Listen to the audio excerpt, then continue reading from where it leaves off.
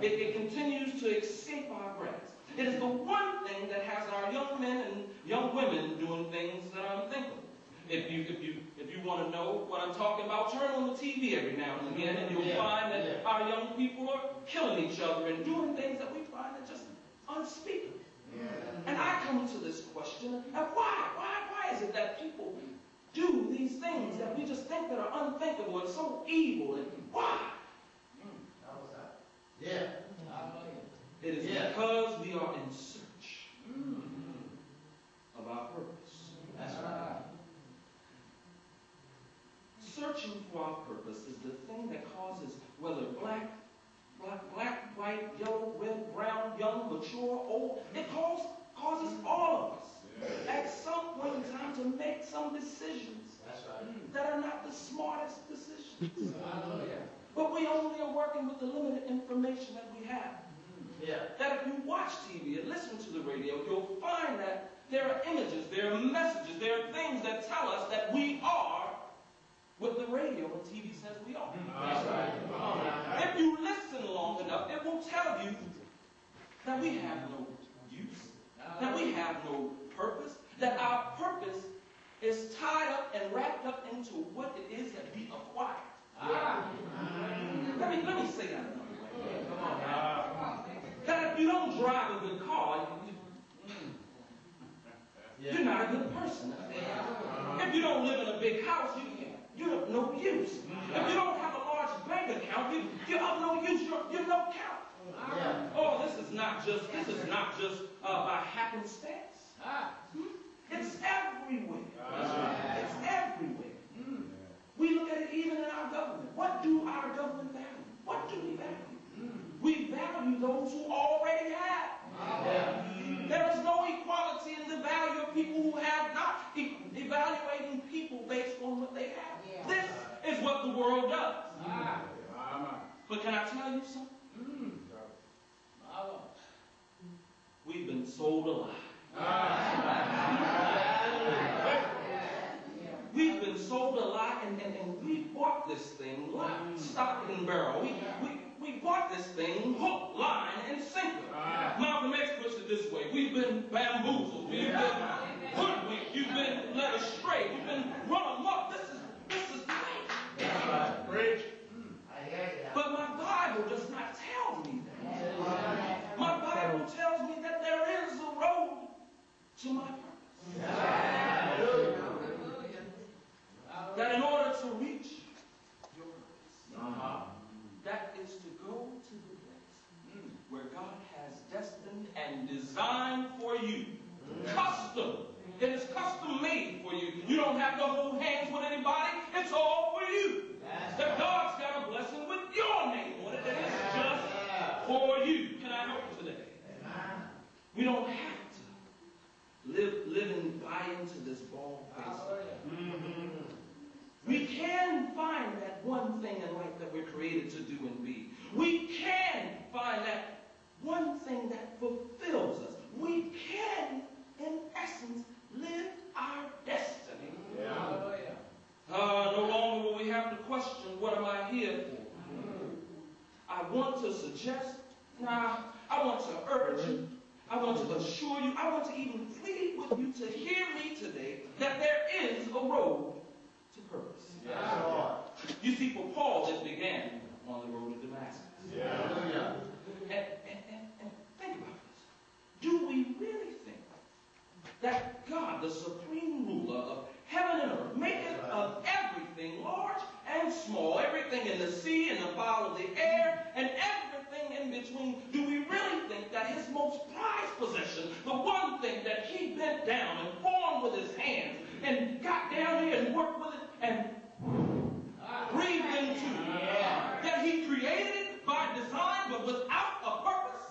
Do we really believe that? That everything that God created has a purpose. Everything. But you are his prized possession. And surely and certainly, he has a purpose for each one of us. You see, the road to purpose we see today in our text. We see Paul's road to purpose.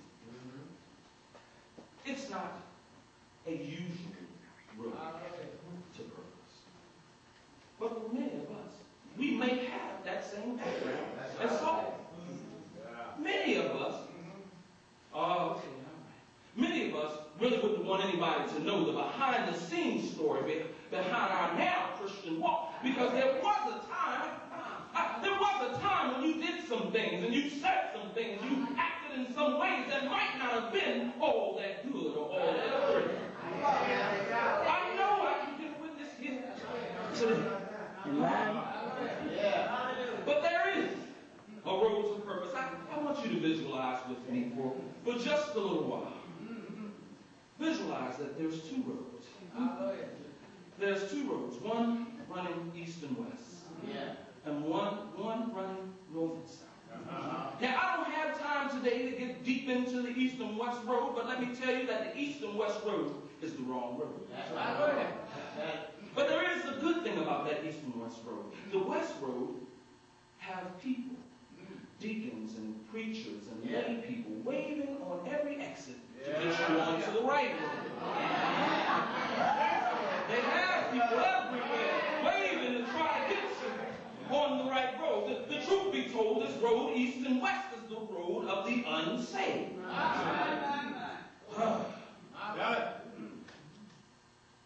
You see, right here at this juncture between the north and the south road, in the east and west, this is where we find Paul today. We find Paul right here at the junction of Hell's Highway and Saving Grace Boulevard. I can't work much on that wrong road, but this is where we find him. You see, at the end of this service, there'll be a way to get onto the right road. We'll get to that. Amen. Amen. But the north and the south road, this is where we find Paul in the text today. And you see, you can be on the right road, but headed in the wrong direction. You see, many Christians today find themselves on the right road, but they're headed in the wrong direction. This is not uncommon, though. It's not uncommon. Let me come real close and let me show you what it looks like in the modern day. You come to church every Sunday, but leave out the same way. Right road, wrong direction. You come to church and you leave your children at home. Right road, wrong direction. You in church but never in Sunday school. Right road, wrong direction. In church but never in the prayer meeting. Right road, wrong direction. You have church conduct and home conduct which are different. Right road, wrong direction. You're in church but not in any ministry. You're right road, wrong direction. You love God but you don't have a personal devotion. Right road, wrong direction. You came to church to find a man or a woman. Let me tell you today, you're on the right road, but you're heading in the wrong direction. But if you come to church and you leave out of this church with more gossip than you got gospel, right road, wrong. I came to preach the gospel. Might not be comfortable, but I came to. All right. My Bible tells me like this over in Proverbs, that there is a way unto man that seems right, but the end thereof is death. Hallelujah. The end thereof is death. You want to be on the right road, headed in the right direction. I'm not going to keep you long. I got 3 points today to help us get on the right road and head in the right direction. That's right. Amen. Just 3 points, and I will take my seat. And as we look at Paul is going to show us these examples